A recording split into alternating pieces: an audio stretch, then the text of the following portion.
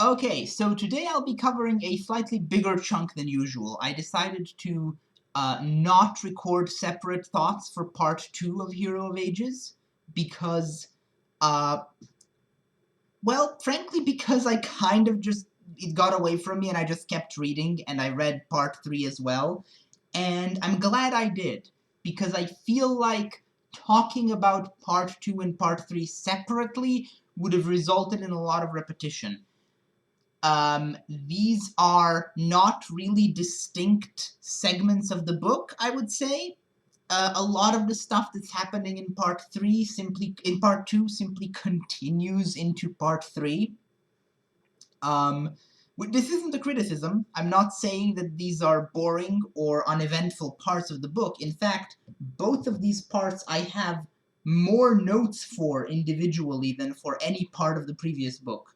Uh, but well, here in my little notes app, but they are like, there's not a lot in part 3 that I would necessarily have to talk about that I wouldn't already have talked about in part 2, because and a lot of stuff in part 2 I wouldn't have really, it wouldn't have maybe been complete if I talked about it before reading part 3. So this was a good choice on my part, quite accidentally. I didn't really plan it that way, but it turned out that way. So in these two sections, uh, really the story is almost like has fully coalesced in these two locations, which is Fadrex City, uh, off in the west, and Urto off in the north. And um, there's also chapters with Tensoon and Marsh, sort of telling their little stories, but those are very much sort of peppered in, very short chapters in between the major stuff. Really, the main stuff is very much happening in the two cities. And I'm surprised that there is so much of the political plot still going on in this book. I would have expected this book to be almost entirely about directly facing the Inquisitors and Ruin. But no, we're still doing a bunch of political stuff, and I'm not bothered by that in theory. I am bothered by it in practice because of the weird vibes going on in Fadrex City. I think I'll start by talking about that. So, I feel like Sanderson, and by extension Vin and Elend, have completely forgotten to give a shit about the ska. I don't know what's going on here. I don't know why we have suddenly forgotten that the main evil of the first book was the oppression of the ska, because Elend keeps talking about Yomen as though he's a perfectly nice, reasonable guy who's only, and like, oh, if only he wasn't in my way, we could have been friends and talked philosophy. And it's like, no, he's literally just continuing the Lord Ruler's oppressive system. He is no better morally than the Lord Ruler was. There is literally no moral high ground, as far as I can tell at least, that Yomen has on the Lord Ruler. It is completely absurd to suggest that Yomen is like a normal guy that we can just be friends with.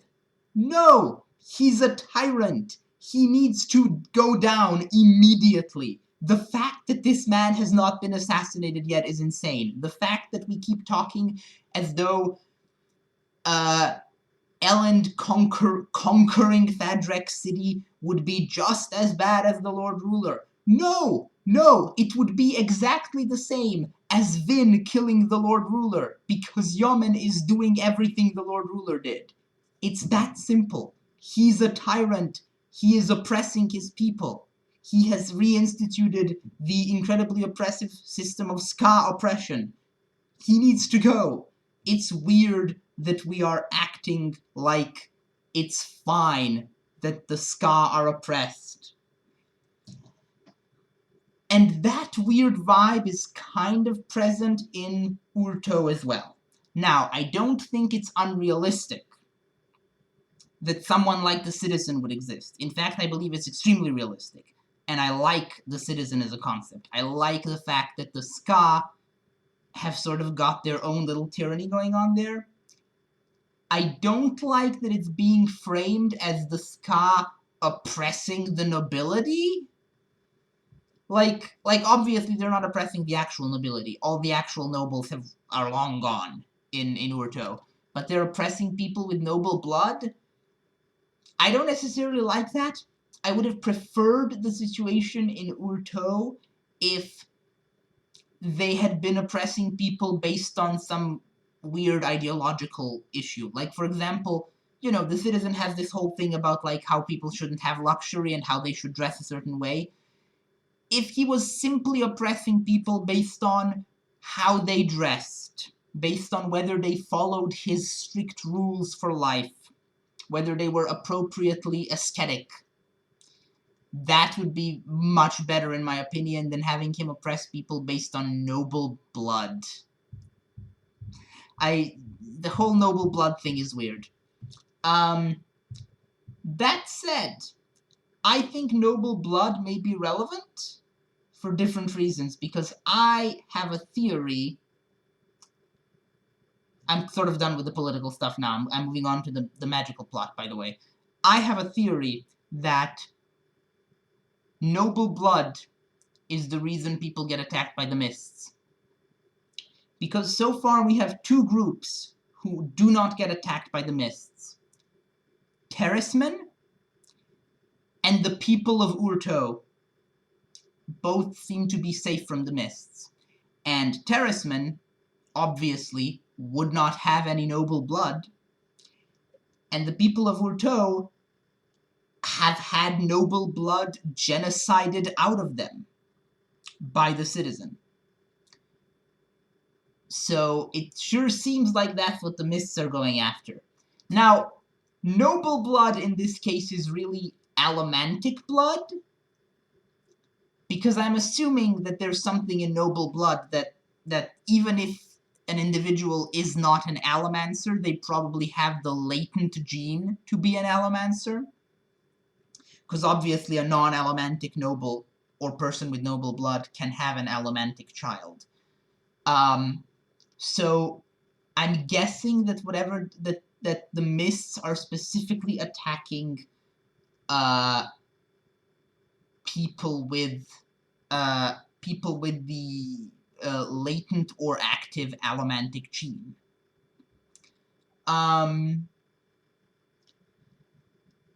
I don't yet know why, and that brings me to the biggest mystery I have with this book so far, which is that I still don't know what's going on with the mists. The mists could be ruin. The mists could be preservation, who we still don't know much about. Or the mists could be Kelsier, who is apparently back somehow. I'm not sure what to make of Spook's hallucinations of Kelsier. I would dismiss them as just figments of Spook's imagination, a Spook basically going mad, but he did literally get pewter. He got a new allomantic ability from Kelsier, so I don't know what to make of that. My guess would be that it's not really Kelsier. It's probably, I would wager preservation, because apparently allomancy is preservation's power. Like, preservation is the one who gives people allomancy. So my guess would be that preservation is the mists, and preservation is the mist spirit that we saw, and now the mist spirit is simply taking the form of Kelsier to talk to Spook. I'm not fully convinced of that theory yet. I feel like it has some issues with it, So I'm not gonna assume I'm right on this one. It's just sort of a vague feeling I have. It definitely has holes that need to be filled first before it can really be true. So that's just the vibe I'm getting so far.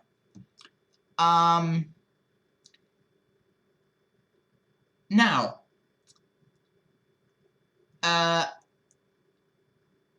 Demo, I believe, was the one who mentioned, it's been a while, but I think it was Demo who mentioned that there's something odd going on with the way Kelsier snapped at the pits. Namely, the fact that he took so long to snap.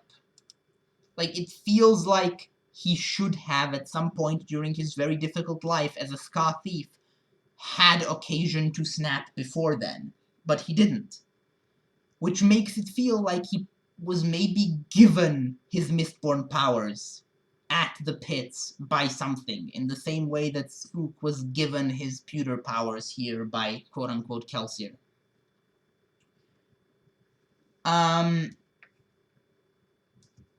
So I don't know. So I don't know what's going on there, but my guess is that we are going to learn that Kelsier did not actually snap, and that he just straight up wasn't Mistborn until, wasn't an Elemencer until something happened at the pits.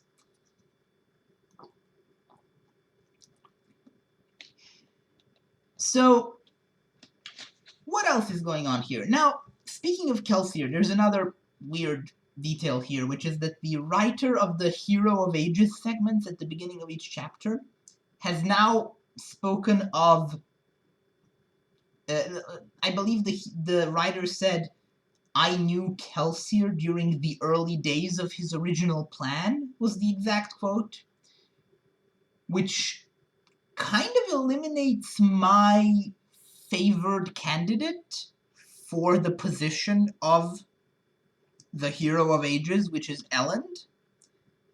I still don't think it's Vin. In part because this writing style seems super weird for Vin. And in part because I feel like Vin being the Hero of Ages at the end of all this would be a bit weird. Because it's been so heavily hinted that she is. Like, it's gotta be someone else, right? Otherwise they just say it was Vin. Because it wouldn't be a spoiler if it was Vin, but they're clearly, Brandon is clearly keeping the identity of the hero a secret, so it's not Vin. But if it's also not Elend, it might be Spook, since he's now growing weird new powers. It might be Sazed, is another crazy thought I had. I don't think it can really be anyone else. Yeah, I don't know who else it could be, really. So I'm going to... So right now, my top candidates are Spook and Sazed for that. We'll see where that's going. Now, what else happened here?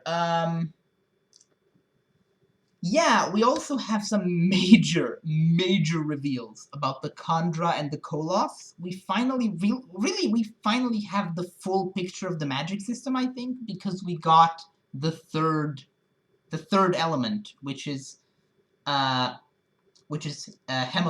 We got a pretty much full explanation of how hemorrhagy works. By transferring power through the spikes which stab through a living person directly into the new person or whatever. And hemorrhagy is the explanation for the Kandra, the Koloths, and the Inquisitors all at once are explained by hemorrhagy. And also so is Zane. So we see at the end here in one of the final chapters, we see Marsh stabbing Penrod through the heart with one of the spikes, and he says that Ruin will be able to influence Penrod through that spike. And I'm pretty sure that that's just what happened to Zane. Like, I'm pretty sure Marsh just turned Penrod into another Zane. So when Zane was hearing the voice of God, that was actually Ruin talking through the spike in his heart. We don't know where that spike came from. We don't know how Zane got spiked. But I'm guessing that, but clearly he did. Like, clearly what happened to him is what happened to Penrod now.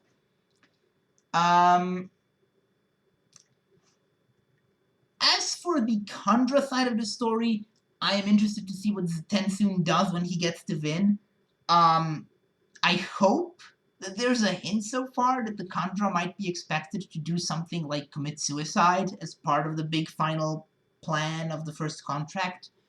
I'm hoping that doesn't happen, because the Kandra are really cool, and I'd like to see them carry forward into the second era of the MISTBORN books.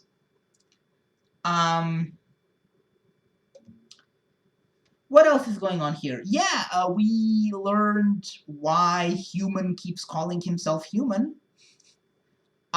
Which I did see coming. Like, even from the previous book, I don't think I ever mentioned it in the video, but I did see coming that the Koloths are made from people who are stabbed with those spikes. Like, that was kind of obvious.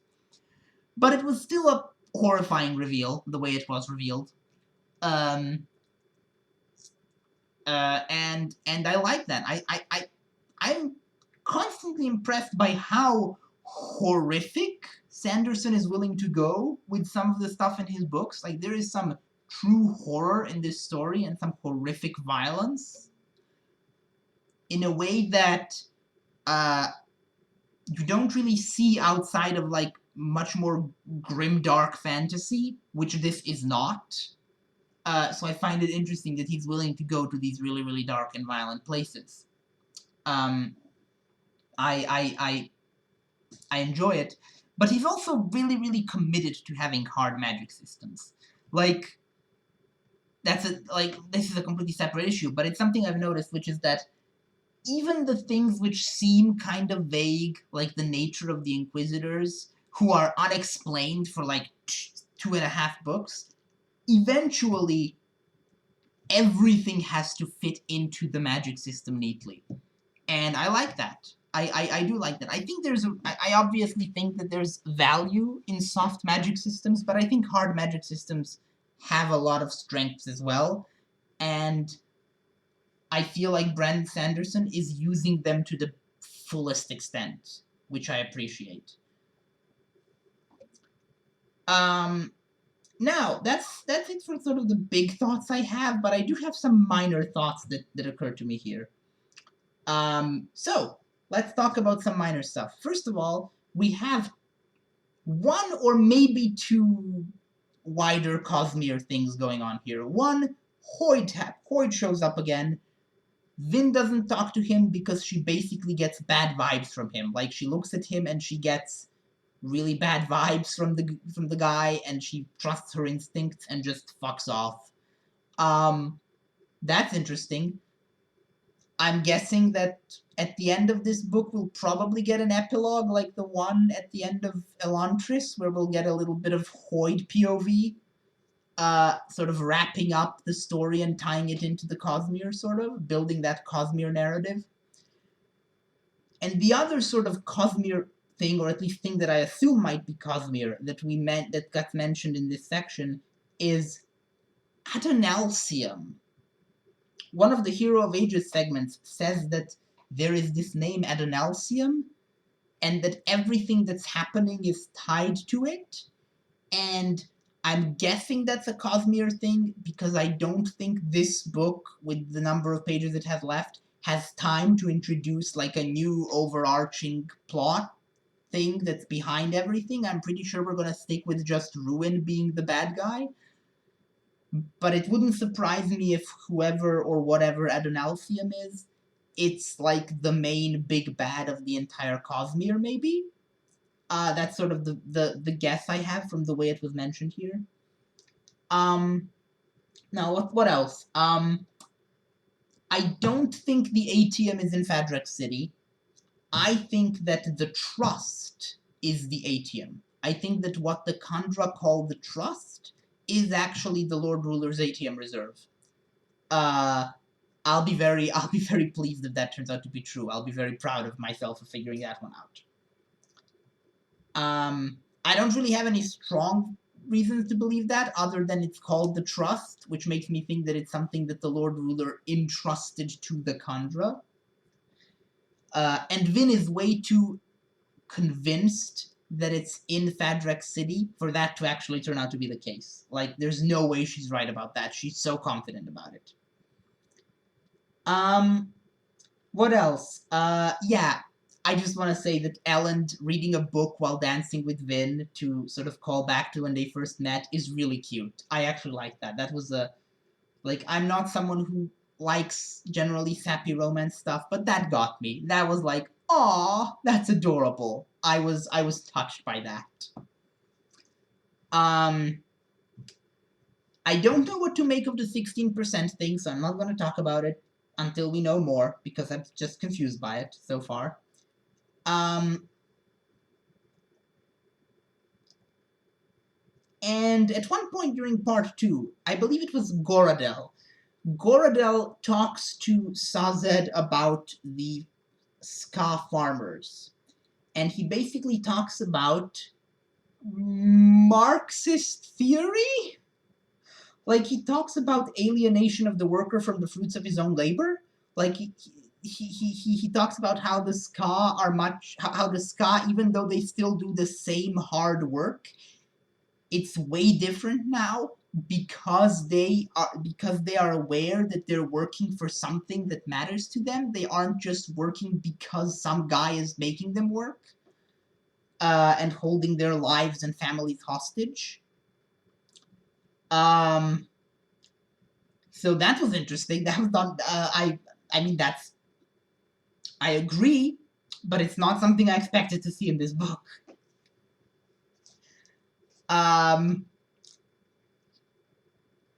What else do I have to say? Oh yeah, one final issue I have is, why is Ruin male? Like, it feels weird that Ruin has a gender. And yet both Vin and Marsh refer to Ruin as using he/him pronouns. I believe some other characters call Ruin it, but the two main ones who've actually interacted with Ruin personally use he, and that just feels weird. Like, Ruin isn't a person. Ruin is like an abstract, universal force of destruction. Where'd Ruin get a gender? That just very weird to me. That it's gendered at all. And here's another actually weird question. Can Marsh burn atium? Or gold? Or electrum? Or duralumin? Or aluminum? Because Inquisitors are made from mistings. Like Marsh has powers other than his own original elementic power. Marsh has the other elementic powers because mistings were used to create spikes, and then those spikes were driven into him. And each spike gives him the power of the misting that was sacrificed to create that spike. But there are no gold mistings. There are no electrum mistings. There are no duralumin or alumina mistings. Or atium mistings. So, because Marsh himself was not MISTBORN, does that mean he just does not have any powers beyond the ones that are available in misting form? I'm curious to know that. I don't think we've seen him burning any metals other than the basic 8.